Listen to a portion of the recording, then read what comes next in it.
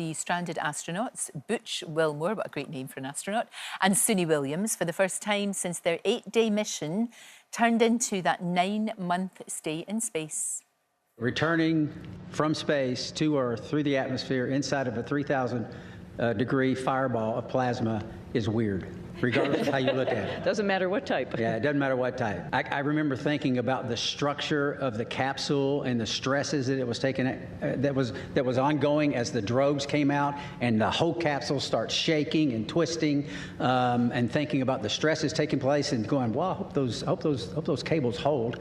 And then the parachutes open up, and then you're like, I've said it many times, there's not a better feeling returning from space that the parachutes open and work. Well, they're a different breed. They really are. I'm joined now by 5 Live presenter Matt Chorley and, of course, our Jo Elvin. They were talking about what really happened. It was so interesting. They are so matter-of-fact, aren't they? Well, they're so calm and collected. But then you think that when you're choosing people to put in space, you don't want someone who's going to be a nightmare. No, you don't. So they're very measured. You know, they went up for 8 days. They ended up being there for 9 months. It's all part of the job. They're very chilled out, but then you don't want somebody who's going to completely lose it.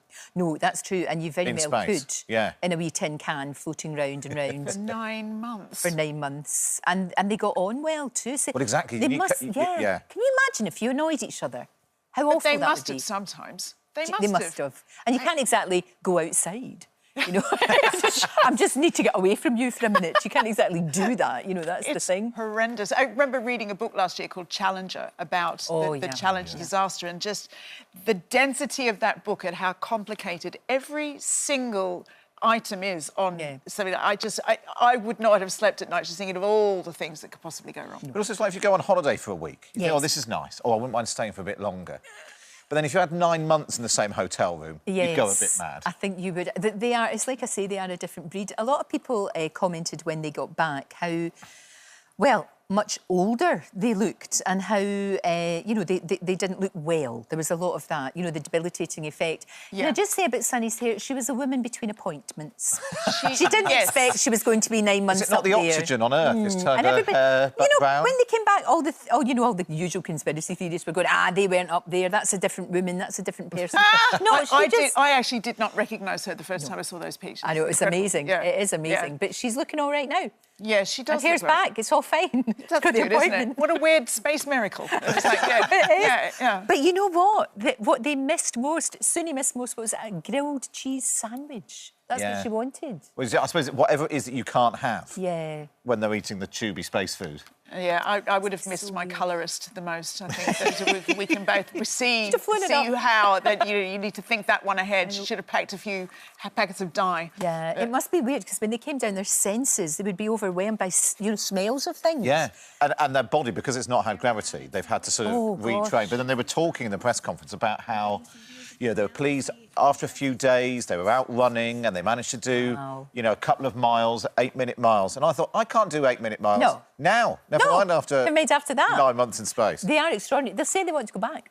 Yeah. They do want to go back. They'd be very, very happy to go back. Well, I guess if you figure if you've survived that, how much worse could it be? Like, say I could say to you right now, OK, you two, I've got you a seat on, you know, one of the spaceships, Elon Musk or one of these other folks that do it. Would you go? Yeah, I think I would, actually. No, I would. Would you go? I mean, you'd have to. You'd have to take what that happens bucket if you list and I experience. go, we think we're going for 8 days, and then it ends up being 9 months? I don't know anything about your grooming habits or anything yet, so I need a bit of a clipboard survey first. I wonder if we ever will get to the stage where there will be space tourism. I mean, it's already happening, but you've got to be a billionaire or extremely obscenely rich to do that.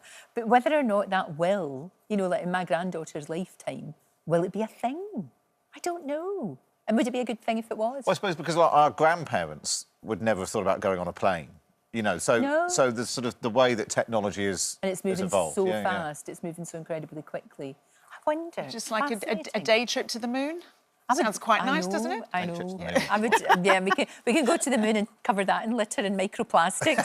Like we've done. That was so fascinating. I was talking to Dr. Amir about microplastics, that it's everywhere. Yeah.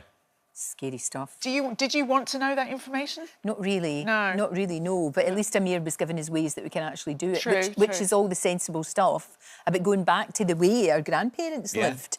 you know, shopping for proper good food, putting it in a brown paper bag. Don't eat ready meals. Don't eat ready meals. That's a creed to live by anyway. Yeah, maybe it'll get better. Look, stay with us.